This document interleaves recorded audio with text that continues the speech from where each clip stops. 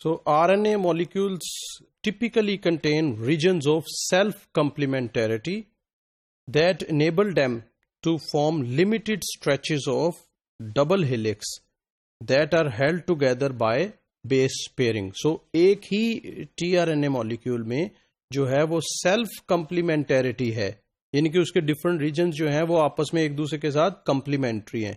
तो अगर ये regions जो हैं वो एक दूसरे के साथ complementary हैं तो डेफिनेटली ये रीजन्स जो हैं एक दूसरे के साथ बेस पेयरिंग से जुड़ जाएंगे और फिर इन जगहों से ये जो आरएनए मॉलिक्यूल है ये डबल हेलिकल हो जाएगा.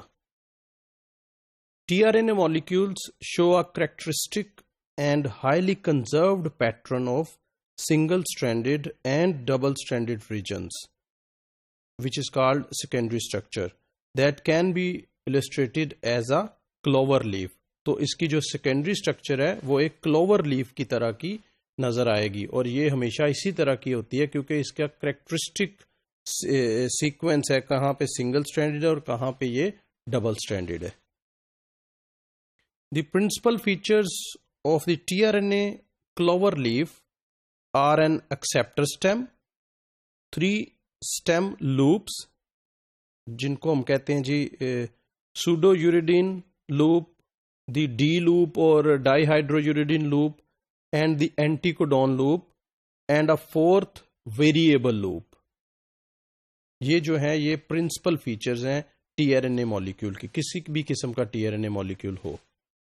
तो यहाँ पे आप देख सकते हैं ये जो है ये एक्सेप्टर स्टेम है और ये जो है ये सूडोयूरिडीन लूप है और ये जो है ये एंटीकोडोन लूप है, ये जो है डाईहाइड्रोयूरिडीन लूप है और ये एक जो है ये वेरिएबल लेंथ लूप है.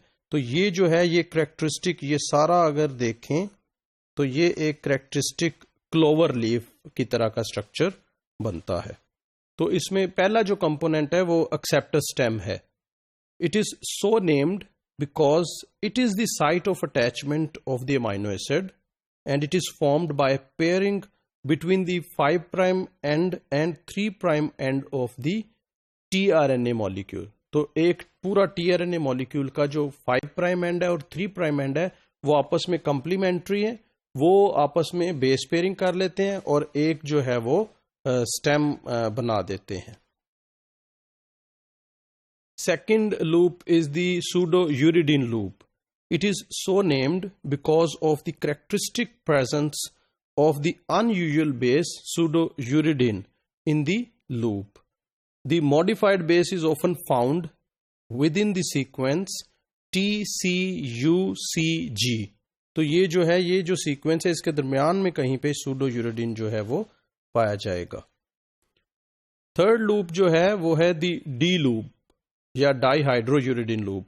It takes its name from the characteristic presence of dihydrouridine in the loop. और फोर्थ जो है the anticodon loop है.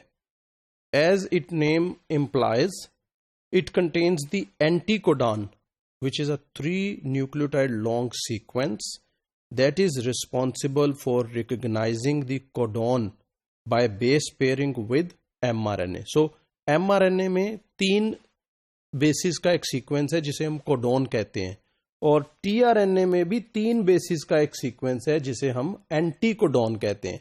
तो ये कोडोन और ये एंटीकोडोन एक दूसरे के साथ कंप्लीमेंट्री हैं और इसी तरह से फिर एक टीआरएनए मॉलिक्यूल जो है वो एमआरएनए के साथ अटैच होता है. और फिफ्थ जो लूप है that is the variable loop.